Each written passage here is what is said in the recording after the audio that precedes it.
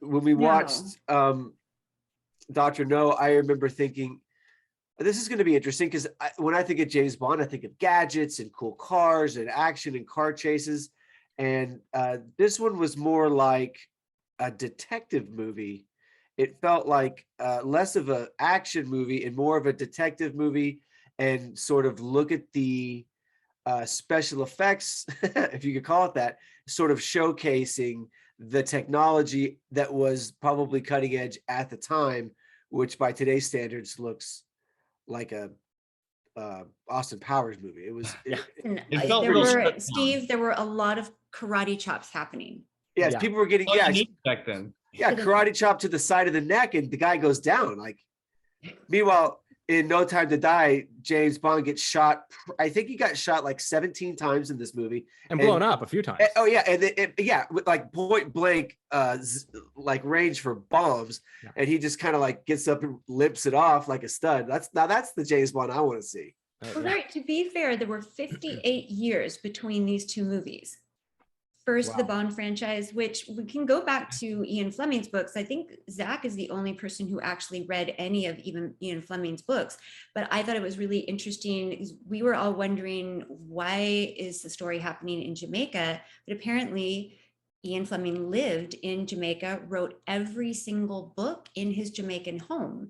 This was also, Dr. No was the first movie to ever be filmed in Jamaica. So lots of Jamaica first, lots of Jamaica trivia happening there. I also did read something that he wrote it as a television outline first to promote Jamaica tourist industry. That's kind of what it was kind of like. That's what it was kind of made for, but then it didn't get sold for TV, and it went into, I think he met with Harry Saltzman, who was the guy who makes a lot of the James Bond movies, sold a bunch of the stuff to him. And he's the one who got the financing to make it into an actual movie. But his original idea for this was to do a television movie, but it was going to be like almost like a Jamaican kind of tourist commercial. Oh, right, like a Chamber of Commerce. Well, it was going to just focus on like how cool Jamaica is and try to get people there. Well, if this didn't get people to Jamaica, I don't know what will. Yeah, I know. If Ursula Andress doesn't get you over there. Yeah, I know. Exactly. Oh my gosh. Can we talk about that for a second? What? I mean, where she just like, we have to.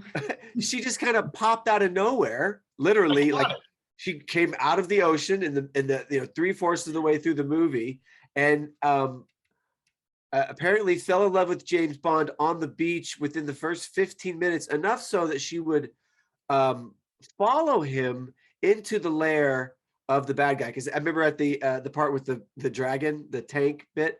Don't forget, her boat was broken, so she couldn't. Oh, that's right. She was stuck. Yes, but she did not have to follow him into the mouth. He kind of manhandled her and dragged her along. Oh, that's also true. He didn't give her much of a choice. Yeah. And then they went into this. Two leading ladies coming up out of water in Dr. No and No Time to Die.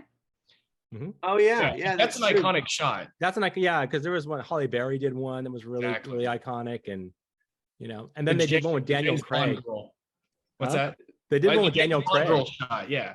They did one with Daniel Craig once. I forget what movie it was, but he did the walking out of the ocean thing in one of the movies too. Just the very first one.